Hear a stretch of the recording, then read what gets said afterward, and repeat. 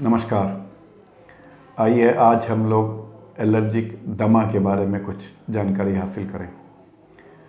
देखिए, दमा का शाब्दिक अर्थ हुआ सांस फूलना और मेडिकली हम लोग बोलते हैं ब्रोंकियल अस्थमा। तो दमा का पहला लक्षण तो ये हुआ कि सांस अब फूलनी चाहिए और आप सांस लेने समय आपको सीटी की आवाज़ आ रही होगी। अगर ये दोनों लक्षण हैं तो आप दमा के मरीज़ हो सकते हैं।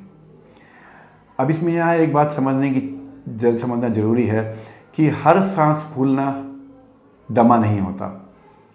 खासकर जो आदमी सिगरेट पीना, बीड़ी पीना या तंबाकू खाने वालों को भी खांसी, बलगम और सांस की तकलीफ़ होती है। उनको सांस की तकलीफ़ होती है लेकिन वो दमा नहीं हो सकता। कभी कभी उसको हम लोग COPD बोलते हैं। लेकिन यहाँ गौर तलब करने की बात ये भी है कि अगर आप सिगरेट पीते हैं, बीड़ी पीते हैं तो आपकी सांस फूल रही है, खांसी बलगम आ रही है, तो ये ज़रूरी नहीं कि आपको COPD हो सकता है आपको एलर्जिक दमा हो। अब इन दोनों में कैसे आप फैसला करेंगे?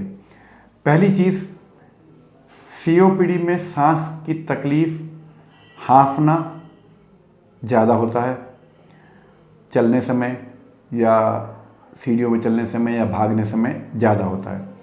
जबकि दमा या अस्थमा की जो सांस फूलती है उसमें सबसे खास बात है कि आपको एक सीटी की आवाज़ आएगी। वो सुबह और शाम को ज़्यादा होती है और उसका संबंध आपके चलने, बैठने, बोलने, भागने से नहीं होता। तो अगर आप सिगरेट पी भी रहे हैं, बीड़ी का सेवन भी करते हैं और अगर आपको सांस की तकलीफ़ है जिसमें सीटी की आवाज़ ज़्यादा आती है और मौसम बदलने में तकलीफ़ ज़्यादा होती है और सुबह और शाम ज़्यादा होती है, तो आप एलर्जिक दमा के मरीज़ हो सकते हैं। हो सकता है आपको COPD ना हो। इन दोनों में हम लोग को पहचानना ज़रूरी है, क्योंकि एलर्जिक दमा का सही समय पे सही इलाज किया जाए तो उसका निदान संभव है।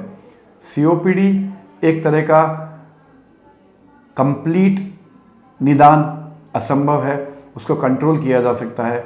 उसके लिए सिगरेट का छोड़ना, बीड़ी का छोड़ना कंपलसरी है और उससे कंप्लीट निदान पाना बहुत ही मुश्किल है। और अधिक जानकारी के लिए आप अपने एलर्जी स्पेशलिस्ट से या नीचे दिए हुए नंबर से संपर्क कर सकते हैं।